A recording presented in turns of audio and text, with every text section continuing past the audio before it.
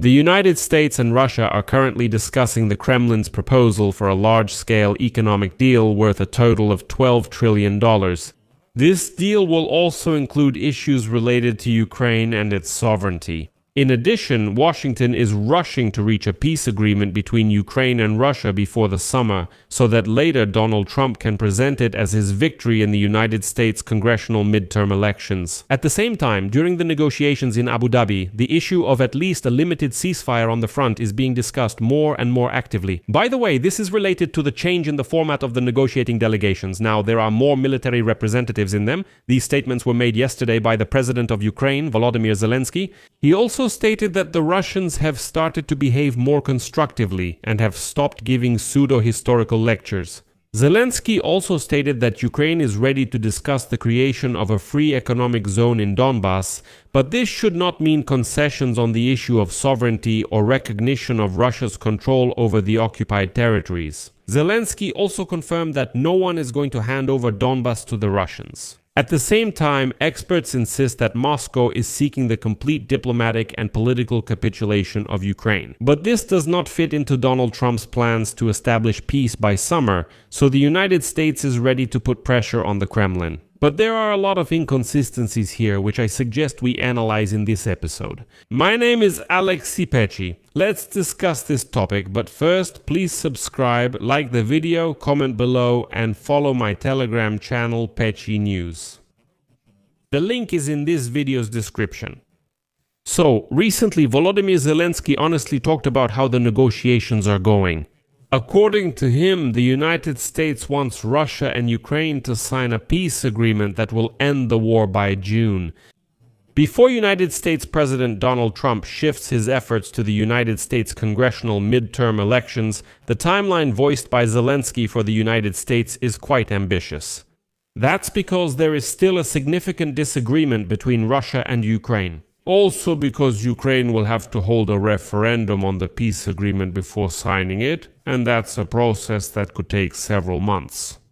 Well, there is already talk about a compromise option to hold this referendum in May. But there's another inconsistency: security guarantees, which the United States is not in a hurry to provide yet, so it's unlikely we're talking about a full-fledged peace agreement by June. And that's why I'll return once again to my point which I mentioned in previous episodes. That is, right now the negotiations are focused on the issue of a temporary ceasefire and on who will monitor and guarantee it and how. In other words, the idea is simply to stop the war first and then continue negotiations. Even if it takes forever, I'm talking about what peace should look like.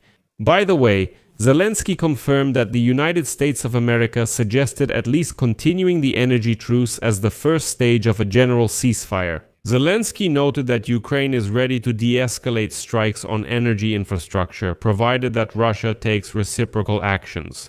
According to him, the American side once again put forward the initiative to temporarily stop strikes on the energy sector during the negotiations and in the cold season. And again, this confirms the point I made earlier. The goal is to stop the fighting during the negotiations. And here I would like to remind you that a similar agreement was discussed earlier, but in practice the de-escalation regime lasted less than 4 days. According to the Ukrainian side, at that time Russia violated the agreements before the agreed deadline. Although Donald Trump rushed to save Vladimir Putin, saying that he supposedly kept his word and claimed that everyone simply misunderstood. The terms of this ceasefire, he said, were announced from Sunday to Sunday, so supposedly Russia didn't violate anything. And in Kyiv, they emphasize that even now there is no certainty that Moscow will fulfill its obligations. However, the American side suggested trying again, saying, well, let's at least give it a try. According to Zelensky, the Russian delegation promised to come back with their position on this issue later. Well, it's interesting, isn't it? According to Zelensky, the Russians did change their rhetoric during the negotiations, and to quote the president of Ukraine, there are changes in their rhetoric, but we have zero trust in them, and they feel about us pretty much the same as before because they hate Ukraine. That's all. Now, about the change in rhetoric, I want to explain what that means. The Russian delegation has moved on from empty historical almanacs and excursions. Now they're discussing other topics, and more specifically, what we are doing, what we are not doing, what we are ready for, what we are not ready for, how we will monitor the ceasefire, and other such concrete steps. and here already. The publication Axios confirms that the latest negotiations took place within the framework of a working group on military issues, which discussed how to control and enforce the ceasefire after it is announced. To clarify, this isn't part of an existing peace agreement, but a step toward reaching one.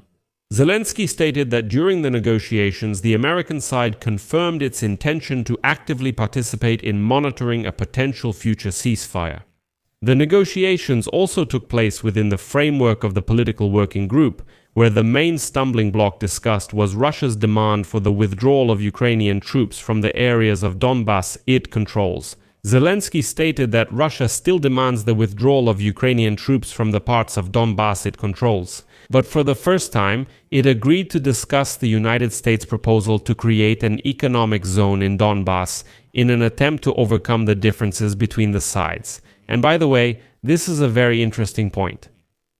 Zelensky assures that Ukraine is ready to discuss the creation of a free economic zone in Donbas. However, this should not mean concessions on the issue of sovereignty or recognition of Russia's control over the occupied territories. Next is his quote, "I don't know if this can be implemented because when we talked about a free economic zone, we had different views on this. That's why we're talking about some kind of large zone, part of which is currently under Russian control, and part of the zone that we currently control, meaning the eastern part of Donbas, will be under our control. If the parties come to the creation of a free economic zone, fair and reliable rules will be needed. I mean, the same rules for both sides, the same offer for both sides. We would really like to ask for a fairer treatment. We see that the United States of America will be neutral, so when we talk about neutrality, we are asking for the same balance for both sides. This is Ukrainian land, and Ukraine does not recognize it as Russian, even if it becomes a free economic zone. It's our land, and if it's a free economic zone, it's our people, our flag, and it's our control. How to control it is for us to decide. We don't need to share what we will do there if it's our control and our territory, that's all. If I take one step back to create such a zone, they, meaning the Russians, must do the same. 2 steps, the Russians 2 steps, 3 steps, 3 steps. Until our military tells me that we can't move any further because it's a matter of security, said Zelensky. Among the unresolved issues, Zelensky also mentioned the future of the Zaporizhzhia nuclear power plant, and let us note that no common understanding has been reached on this matter, and this issue should be addressed together with the restoration of the ecosystem of the entire area. The Russians, as you know, refused joint control with the Americans and claimed that since they have taken the Zaporizhzhia nuclear power plant, it now belongs to them. Well, these are some, these Mokshan criminal laws that if you steal something, it's yours. Zelensky said the Ukrainian delegation clearly set its red lines, emphasizing that any United States-Russia agreements must not contradict Ukraine's constitution or be discussed without Ukraine's involvement. And here we come to the issue that the United States of America and Russia are conducting their own separate line of negotiations, which is definitely not in Ukraine's favor. First of all, Zelensky stated that the Donald Trump administration refuses to sign the security guarantees agreement between the United States and Ukraine, even though it is already prepared. He said that the United States wants to sign the security guarantees agreement at about the same time as all the other agreements that are part of the peace treaty. But Zelensky emphasized that he wants to sign the security guarantees first in order to strengthen the Ukrainian public's trust that the peace agreement will be real. Well, otherwise it's just a promise, that's all. And secondly, Zelensky said that Ukrainian intelligence informed him about the so-called Dmitriev plan. This is Putin's aid, whom the Russian side presented in the United States and which provides for economic cooperation between the United States and Russia in the amount of about $12 million. According to Zelensky, Ukraine does not have complete information about all possible bilateral economic or business agreements between Washington and Moscow, but it does receive certain signals both from intelligence and from open sources. And the danger of such documents is that in these kinds of bilateral documents between the United States and Russia, issues related to Ukraine may be raised, including its sovereignty and security. This should be discussed openly. What did Zelensky do?